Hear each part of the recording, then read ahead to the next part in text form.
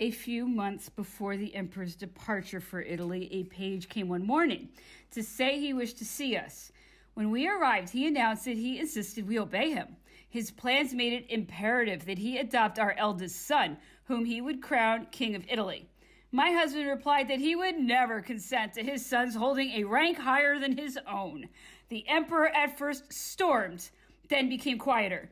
He wished to make my husband understand that the child would remain in France until he came of age, and that he would have two establishments, one French and the other Italian.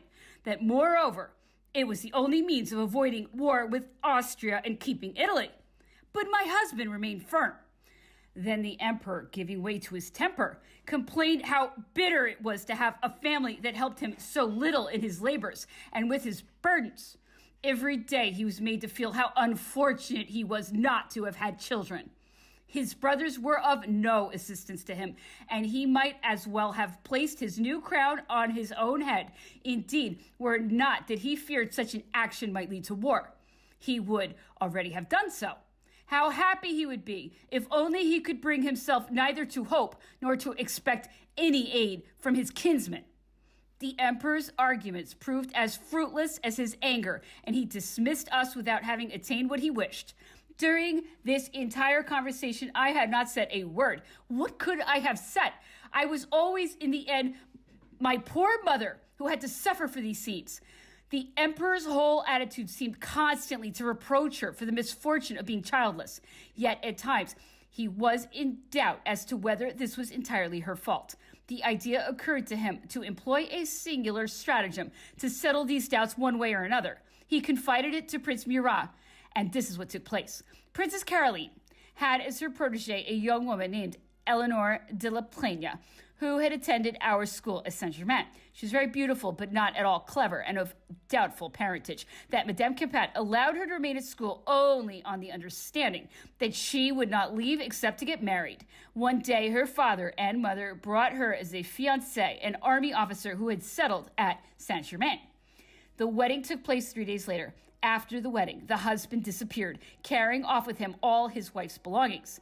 Touched by the girl's misfortune, Madame Campan, who could not take her back as a pupil, and feared that left to herself, the girl might succumb to temptation, interested Princess Caroline in the case.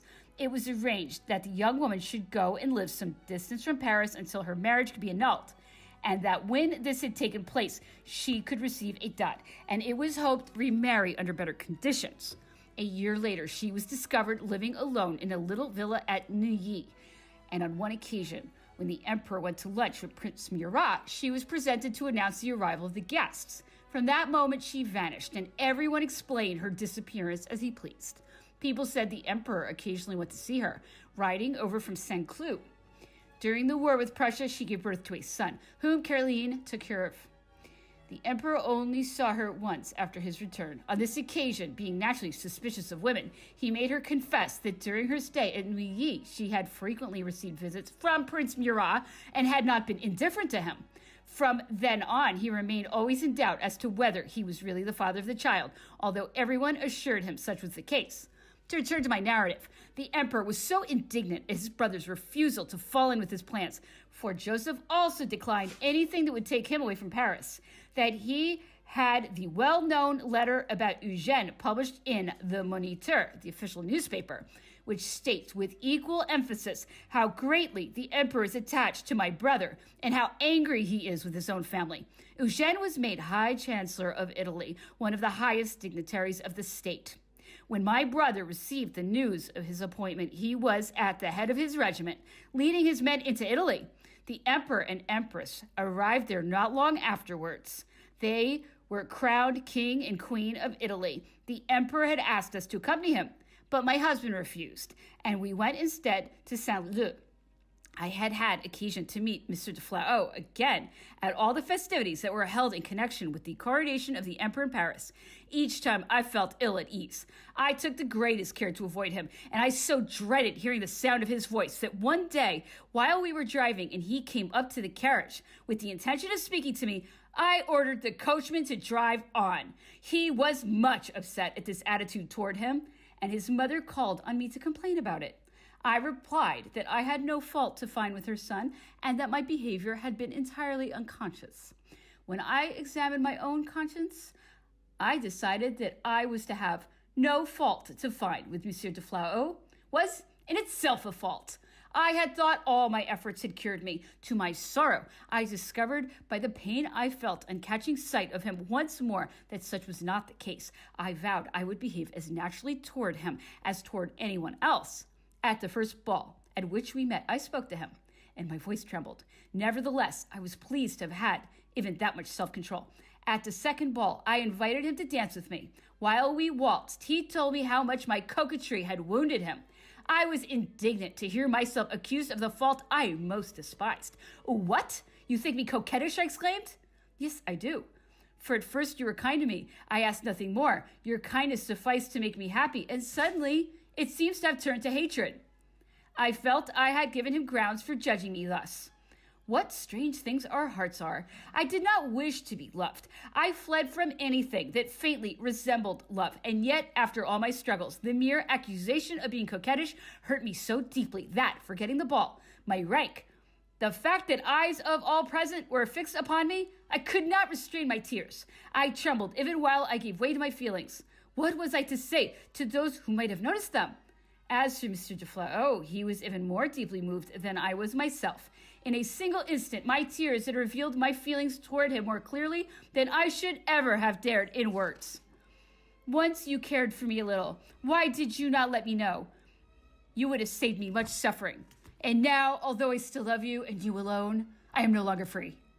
No, I don't love you, I exclaimed, although I might possibly have feared to do so at one time. All that is past, I assure you. Then at least let us be friends, said he. Your friendship will console me for all I have lost. I gave him my promise. We separated. This talk had calmed me a little. I had nothing to fear from a man who informed me that he had another liaison elsewhere. This proof of his confidence in my discretion was sufficient to convince me of Monsieur de Flau's respect and admiration. I could ask for no more. Yet how fierce are the storms which sentiments we seek to subdue can arouse in our bosoms.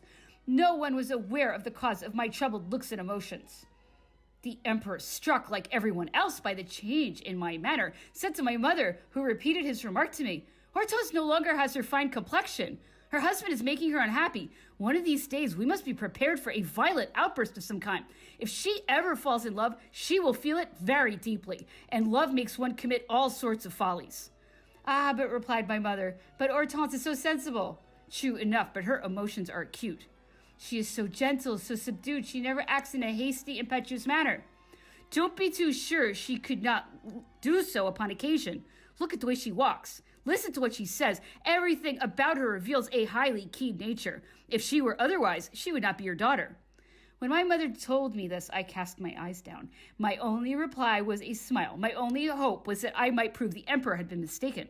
Before we left for Saint-Leu, my husband had obliged me to dismiss my headmaid simply because he did not like her and fancied that she always looked as if she were making fun of him.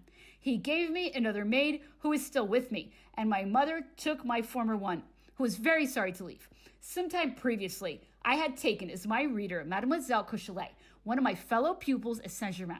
My interest in her had been aroused by the smallness of her fortune and the tender care with which she had nursed her mother through an extremely long illness.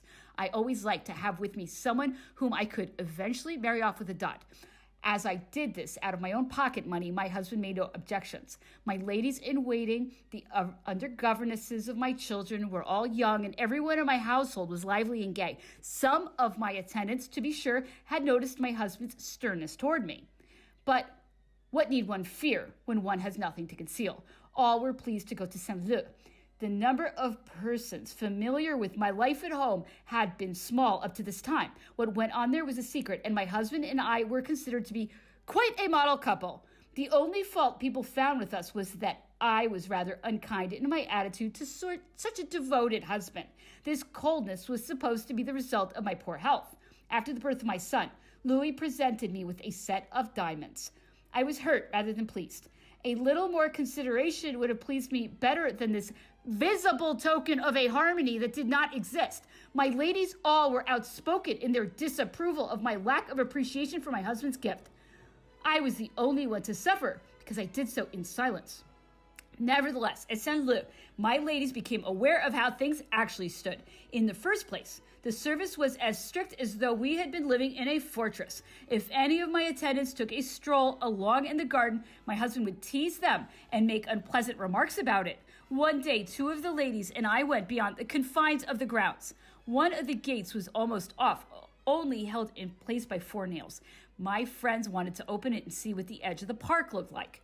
This was certainly an innocent enough desire, and I did not forbid them doing as they wished. After having taken a few steps in the park, we at once returned to the house. Already a search party was being organized, and the next day the gate was walled up. On another occasion, a young man who called to leave a written petition of some kind asked to see one of the ladies in waiting. He was refused admission. His movements were watched, and he was followed by spies. One of my husband's aides-de-camp by the name of Donat, who was in charge of the chateau, made a tour of inspection every night through the entire park. Every morning he would be reprimanded. "You are not doing your duty properly," my husband would exclaim. "A man entered the park last night." "I know it. I heard him." Poor Donat swore that such a thing was impossible. He was unable to convince his master. My husband, without another word or for any reason that I could discover, moved into a room of his own and assumed his severest air whenever he addressed me.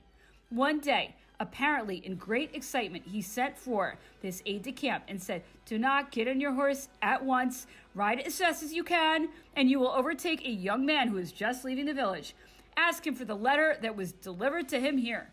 Tell him you come from the person who sent it and who wants to add a postscript. Hurry off and come back immediately. Don't forget to take off your cross of the Legion so that you will not be recognized." The aide-de-camp met no one on the road and went as far as the gates of Paris. He returned to report how unsuccessful his mission had been. My husband exclaimed, "Ah, those people always use bypaths." I only heard these details when we were in Holland, where the aide-de-camp, having discovered my husband's true character, admitted to one of my ladies-in-waiting that he had for a long while believed I was carrying on illicit love affairs, an idea which only dispelled when he became thoroughly familiar with our domestic situation. If any of my young ladies in waiting went to Paris, a retired soldier, Louis's chief spy, followed them everywhere and reported in writing everything they did. Sometimes their rooms would be ransacked and their desks opened by force. They noticed this and sympathized with me in silence. Even Madame Campan was not spared. She had been invited to spend a few days at Saint-Leu and to bring my cousins Stephanie de Beauharnais and Stephanie Tascher, the sister of Monsieur Tascher and Mademoiselle Monroe, daughter of the President of the United States. While she was away, her chambermaid was offered 50,000 francs in exchange for the letter and portrait of mine that Madame Campan had kept. The maid could not give anything. The police later learned these details. What woman would not be compromised and have her reputation stained by such outrageous proceedings? But the person whose character is such that it allows him to cherish suspicions of this kind can only reap sorrow and torment.